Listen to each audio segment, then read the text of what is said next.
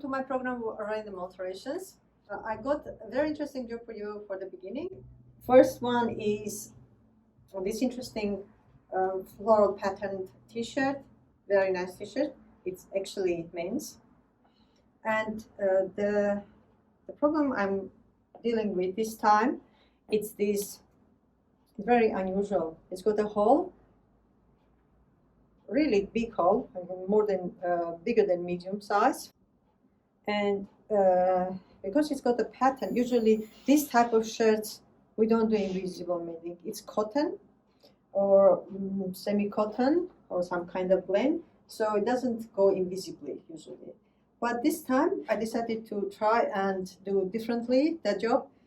Instead of doing traditional patching with matching thread, you're going to go and try to go around the pattern and do something invisible. Let's try, and we'll go together step by step. The first thing, of course, is pressing. So we're going to start from pressing and adjusting the edges of the hole. Unfortunately, this one has a bit of faded sides. Oh, I'm trying to find it here. As you can see, it's a bit faded around the edges of the hole. That makes it a bit more complicated because we have to go over these faded parts. First, we start from pressing and tidying up the edges of the hole.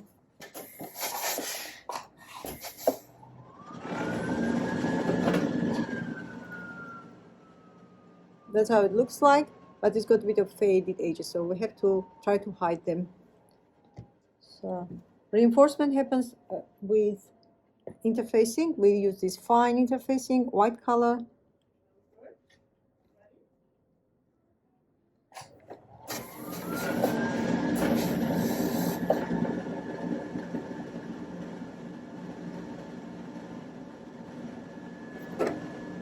Interfacing also helps to keep the edges all together tidy, and it makes it easier to catch the hole later on. Now I'm thinking about the way we finish the hole.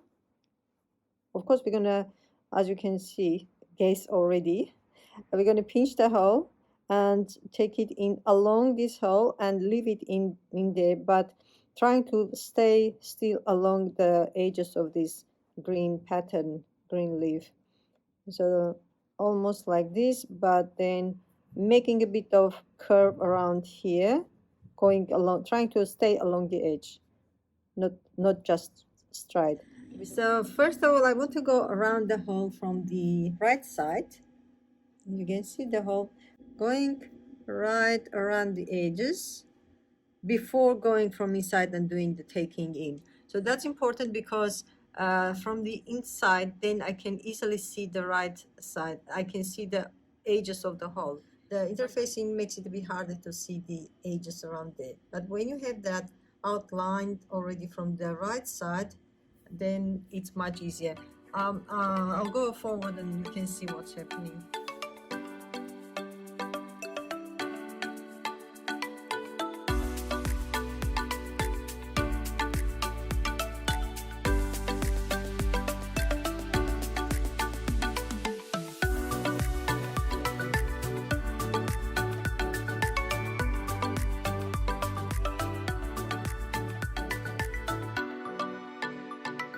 Back, I can see the whole outline of the hole from the back, which makes it now easy to catch everything. So we have to try to stay, whatever we do, we're going to try to stay over this side, outside of this outline.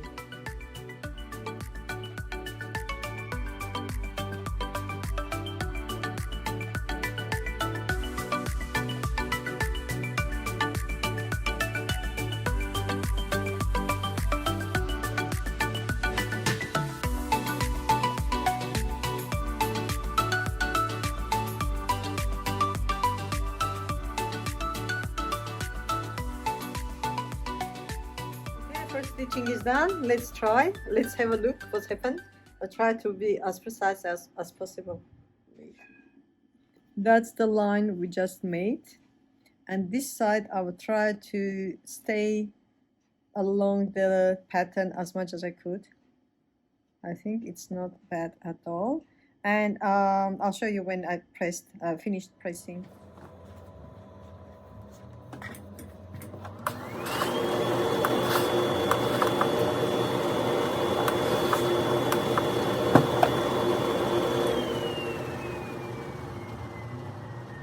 Now let's try to see if you can find the hole really. Okay, I'm going closer now.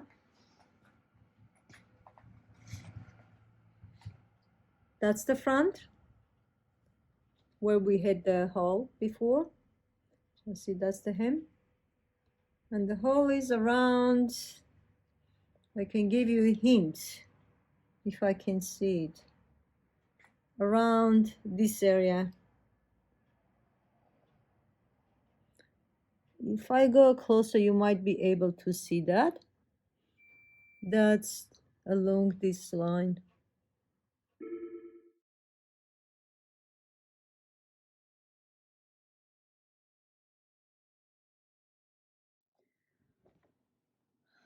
Okay, second job is this striped shirt with the problem at the side split. Can you see the split? Yeah. It was like this before. Show you the original, that one. So I will call this a bit boring job, but in any case we have to fix it. I want to show you the original before we start doing anything here. So that's the original one. First thing is going to be unpicking, of course, as usual.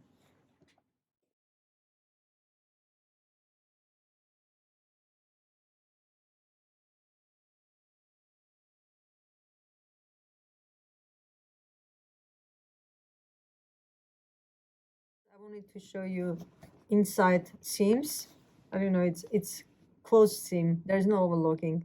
So that's why the unpicking is going to be a bit more than I expected. Not only the edges of this top machining, but also around this part, because we're going to do the same kind of turn, French seam.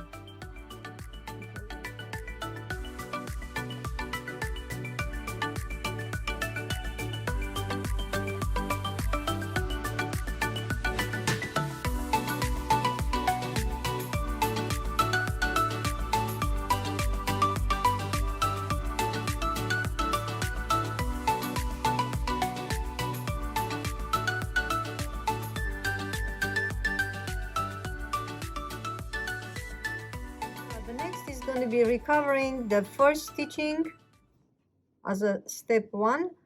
That's a fine stitching that just to join two torn parts together down to the where the split starts, right to that level. And then I'll probably stay just above that level.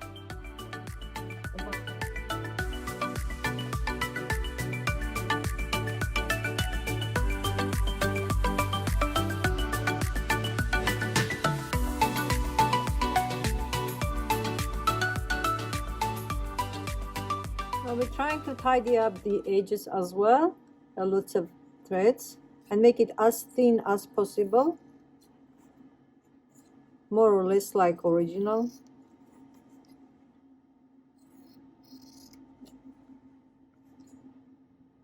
That's where the join is with the old seam.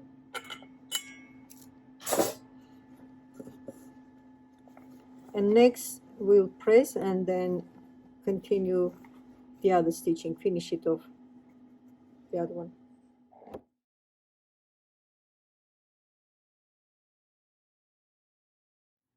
This is the reinforcement I was talking about,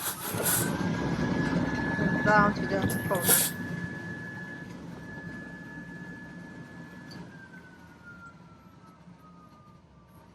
And now we're gonna finish off the other seam. Doing the last seam over here, down there, and going a bit over the split. The top part of the split should be included because it's already torn there, so we're going a bit more than it was before.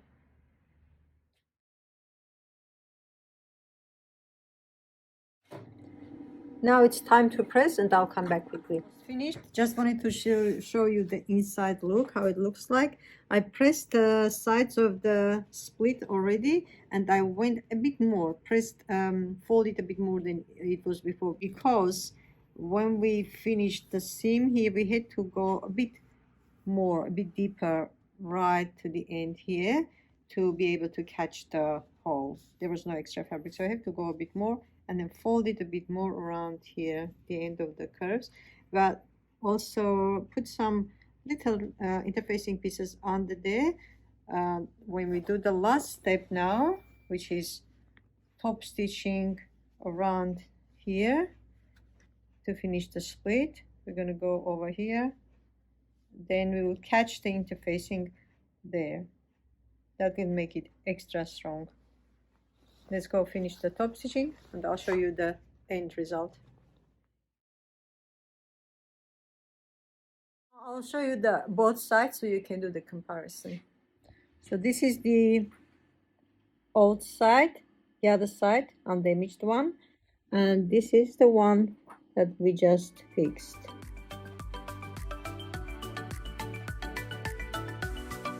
Before finishing it off today, I wanted to show you something interesting before wrapping it up.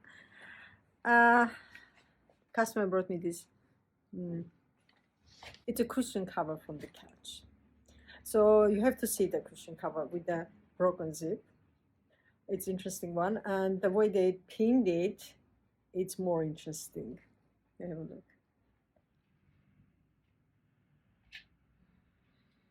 It's all clipped like this. So what happened here? The header is gone. The zip header. It's not there. The way we're going to fix it, it's first is trying to find the header and replace it. I think put it on. But in order to put the header on, we have to be able to get in from one end, this end, or the other end. One way or the other way doesn't make big difference because they all fixed the same way, reinforced the same way. So we have to fix, of course, unpick the stitching, the top stitching before going in there. But more importantly, the size of the header should be right. So I can only guess at this stage, at this point, what's the number of this zip. It's probably about 4 or 5. But let's go and have a look. So this is one of the headers we're going to use, and trying to match the color as well, as much as we can. Oh, actually I found another one, much better color, and I think that's exactly the one we're talking about. That's the zip. But I'm not gonna unpick all of that long zip anyway, so we're gonna sacrifice the maximum we do. We just have to sacrifice the zip to get the header, and that's exact the same color. If you can see, as I see, the camera changes the colors as you know, but the size of the zip is really good, precise. That's the header. So we're going to just simply destroy the zip, cut one end, and take the zip out, the header out. So one end is not useful anymore, this zip anyway, and take it off and use that zip to fix that one, the other one. Now let's go step by step. I've tried to unpick as little as I can at the end of a zip here, starting from the part that it's opened completely. Just put one end into that accordingly to that row. So this one with very fine tips, the other one it's a bit stronger, but it's got a bit rounded tips. Both of them might be useful. Every zip is different. Just push it through. So one end is through. Now don't pull it up yet. We still have some way to go. Now we have to try to get them to the same level. This is not going to be an easy job, I told you already, but you're going to bear with me and wait and hope for the best. So this is the second end going into the other one. All right. And try to keep them on the same level. I was trying this for about 20 minutes. After 20 minutes of hard work, I'm going to show you position the zip is right now. See how it is? So the only little bit at the end, so I can pull it now. That's the hardest bit, to bring the zip header to that position when you can pull from both sides evenly. That's the main problem here. If you can't pull both sides, it's hard to get that zip header up. Now I can see the movement. Finally, here you are. The zip is fixed. So that's a right header, fortunately. The remaining part is not as easy as it looks, because I have to be able to get in there and stitch it around.